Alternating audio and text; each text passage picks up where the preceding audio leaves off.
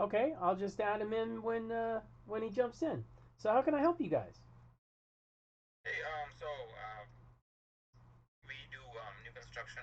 We build homes here in Dallas, Mm-hmm. and we came across federal contracting, and we were actually looking for the second stream of business because we were already set up on the back end as a construction company, Sure. and did some research and were looking around and came across what you do and really like it. Um, so I was like, let's hop on a call, learn more. I watched bunch of videos on our website. They were great. So here we are. Okay, well, I always say at this point in my life and career, people really only call me for two reasons. They either have questions about federal contracts or problems on federal contracts. Sounds like you guys have questions. Yeah, yeah. I'll answer anything you want to know. So we are pretty new to it, right? I'm not sure how the whole federal contracting works. Um, and and from the perspective of construction, I mean, construction is construction. That's what we do every day. But what sets the federal contracting apart on other than what we do? Of course, there is money to be made and all those things. But what sets um, things apart from that? Okay, well, I mean, there's a lot of things that are different that I explain in that video where I teach about the 200 square Mhm. foot tiny house. Okay, I didn't see that one, the tiny house. But I saw the other ones. Probably I didn't see that tiny house. Okay, so do you have the text message that got you into this Zoom? Um, yes, I do. Okay, scroll a little bit higher where it says watch this video prior to your Zoom with Sean.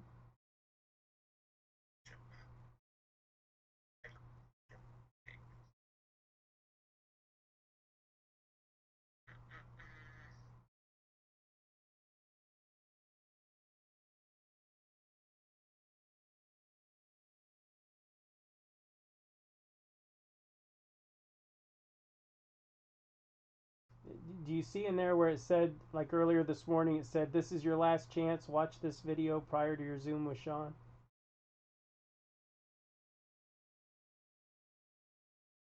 Put the Zoom link.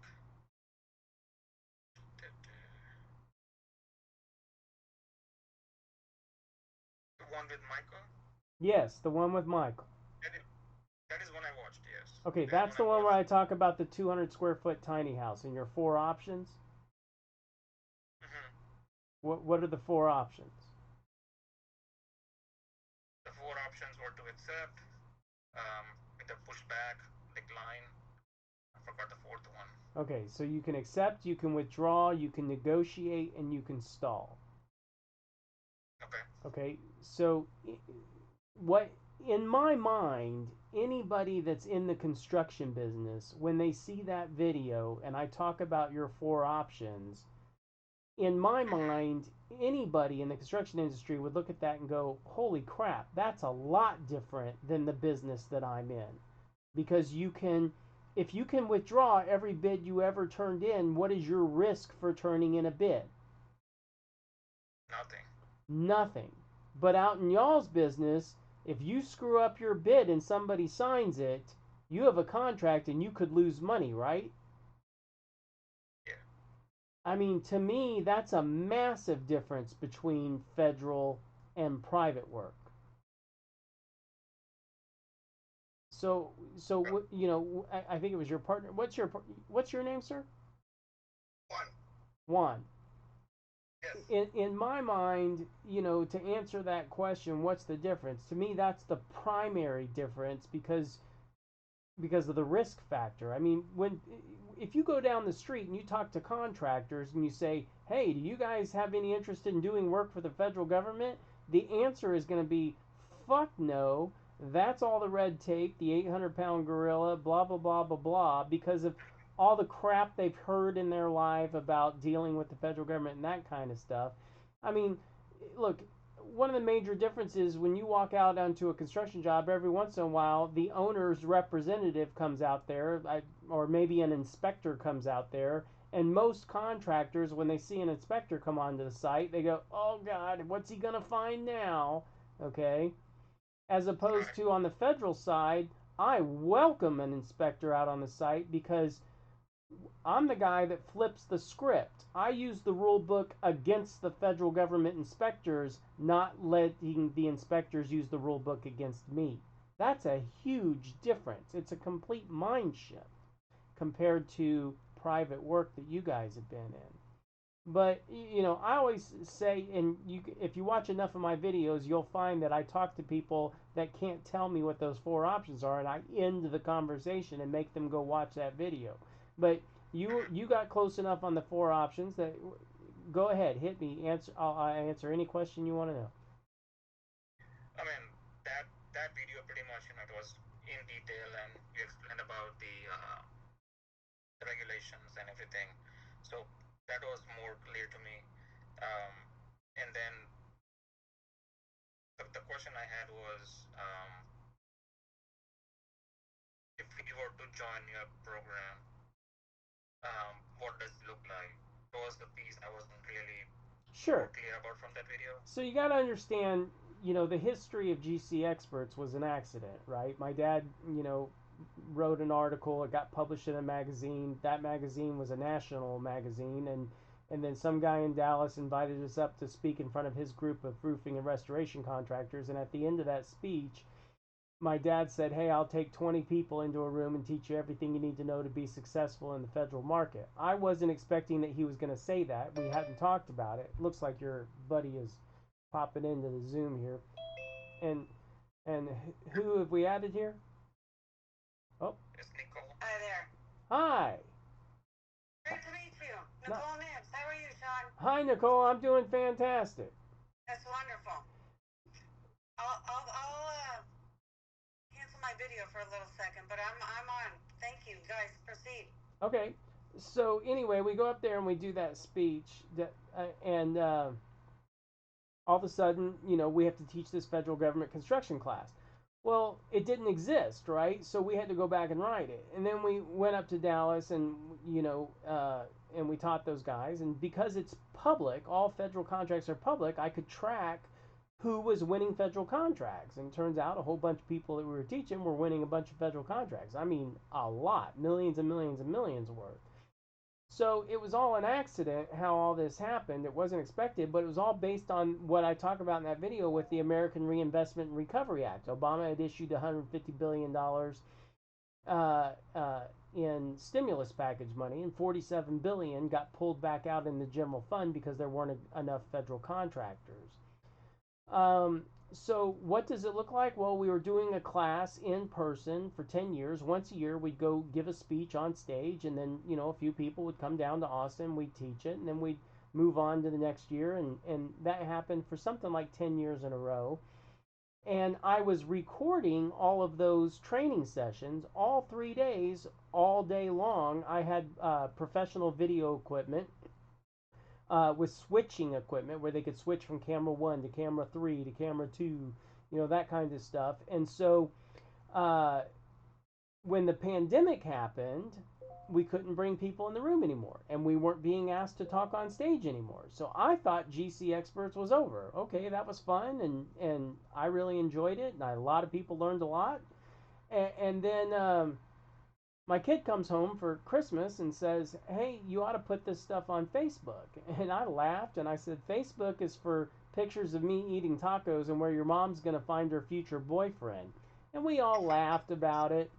And then the next week he came back over. It was like New Year's or something, and he was stopping by the office. He said, "Hey, I'm serious about this Facebook stuff. You should put this on Facebook." I was like, "I don't know anything about that." He said, "Look, just stand there and make a video." So, okay, stood there and make a video. He goes, "Look, people need to hear this stuff." So that's eventually how it ended up on Facebook. And so what I did over the pandemic was I went back to the videos that I had of the live events, and I edited them together in what I call a super workshop. I really I cherry picked the best way that we taught certain topics from different live workshops. And then, so, so then I put it online, And it turns out people liked it better because in real life you can't pause it and rewind, but in video you can. And just like in real life, if someone raised their hand to ask a question, you can just hit pause and call me and I'll answer anything you want to know. So that's basically what it looks like today. What happens is when you invest with GCExperts, you get access to the 3-day training just like people had in real life. And then if you have any questions or problems associated with it, you just pick up the phone and call me. Okay. Do you guys still do live events, or do you guys don't do it anymore? Don't do it anymore. There's no need to do it anymore. I mean, imagine if we were putting on a Broadway play for 10 years in a row, okay? And every single Broadway play was recorded, okay?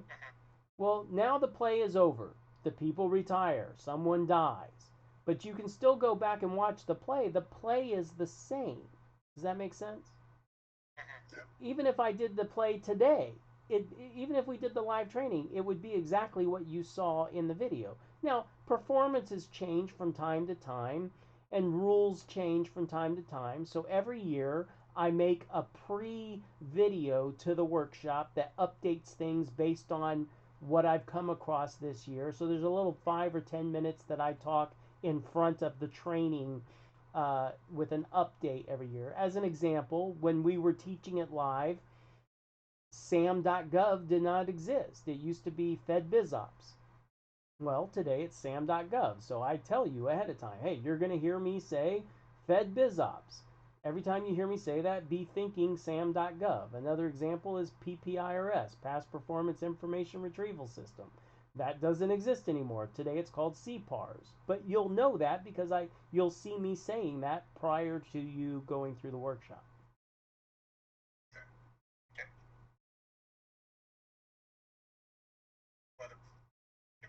Question? No, I mean, yeah.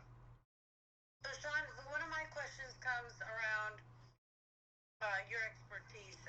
From the couple of videos that I watched already that have been very helpful. Is it mainly construction, or would it be, because it's a whole other ballgame when you have to execute, and there's performance bonds, and there's all kinds of other requirements. Do you also advise around just selling to the government, period, or is it mainly construction projects? It can be applied to anything, and I have supported people that, as an example, sold office furniture and wrestling mats to the federal government.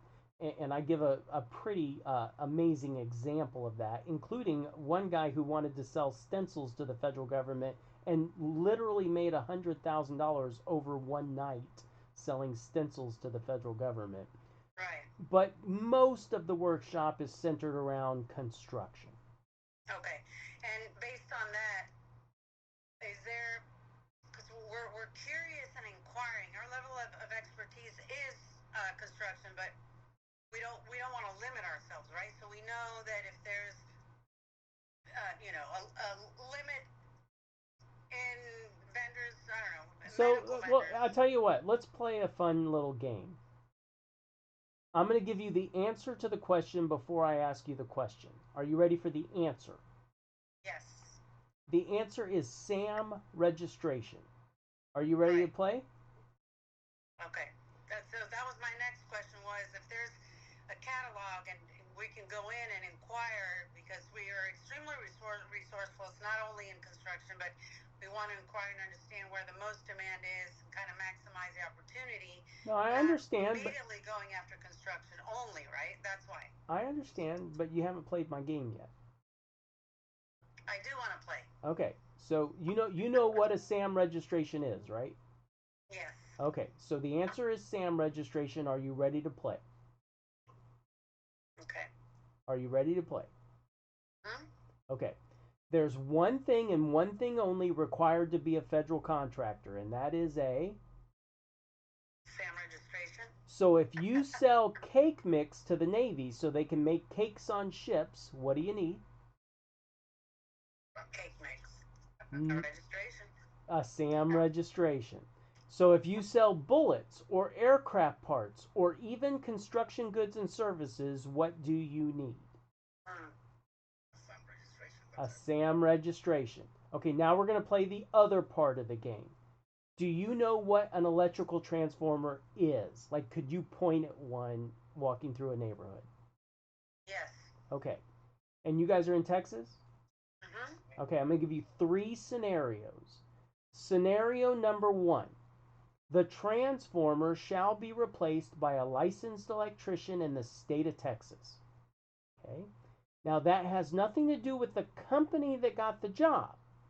All they needed was a SAM registration. But you would have to hire a licensed electrician to replace the transformer in the state of Texas, right? Mm-hmm. Okay. Scenario number 2. The transformer shall be replaced by a licensed electrician. Well, now, any licensed electrician from any state can go into Texas and replace that transformer. Again, it has nothing to do with the company that got the job. Understand, this is eminent domain federal property. There is no such thing as a state inspector going on to a federal job. Okay. Okay? Scenario number 3. The transformer shall be replaced. Now, that literally means that you and I can go out there on a Saturday and replace the transformer. And it gets written all 3 ways all the time. But it's because of all this that I can tell you I have done $1 billion worth of federal government construction. I have never had a license of any kind other than a driver's license. You just put together the deal and make sure you comply with the requirements in the contract. Now, it doesn't matter if it's selling transformers, installing transformers. It doesn't matter if it's supplying concrete or aggregate or supplying whatever it is, wrestling mats, furniture, or bullets, or aircraft parts, or anything. All it takes is a SAM registration. Okay. Next question is verbiage, language. It's a whole different. I've dealt with the U.S. government only once in my life, and it was very complex. To understand the contracts, understand what they mean by ABC, very elaborate words, and English isn't our first language. So my question is, are there any tools out there that we would be able to find support in understanding the requirements? Is there any kind of support system in this group? Me. When you join my program, you have my personal cell phone number, and you can pick up the phone and call me with any question or any problem on any federal contract, anywhere. Wow. And I answer the phone. I answer the phone about. I've been on the phone with you guys now for 20 minutes. This is my cell phone. Have you heard it ring? I promise you, the ringer's on.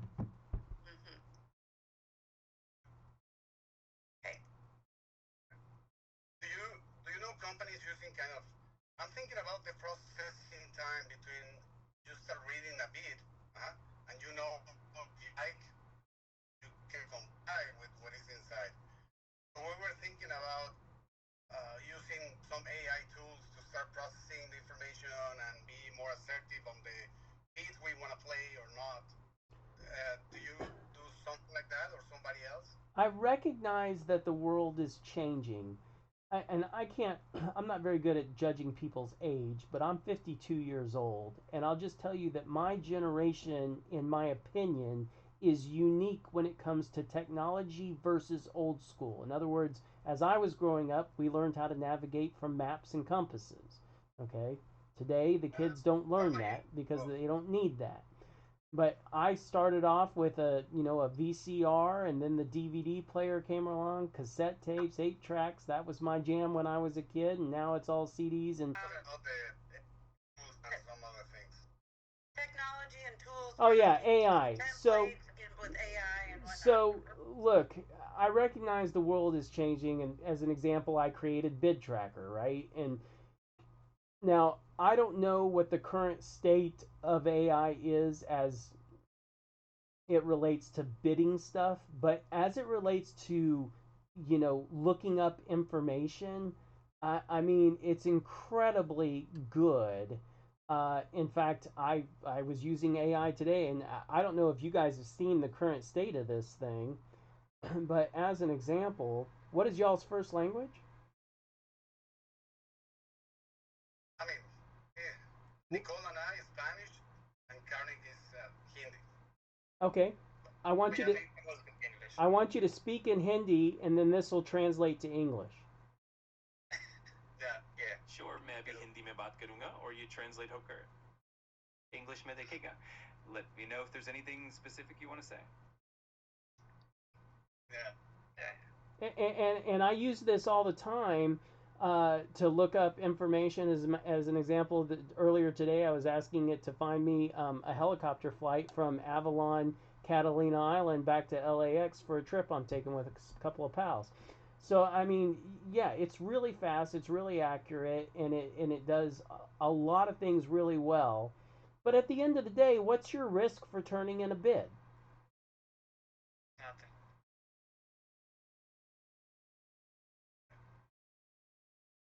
Yeah, you're right.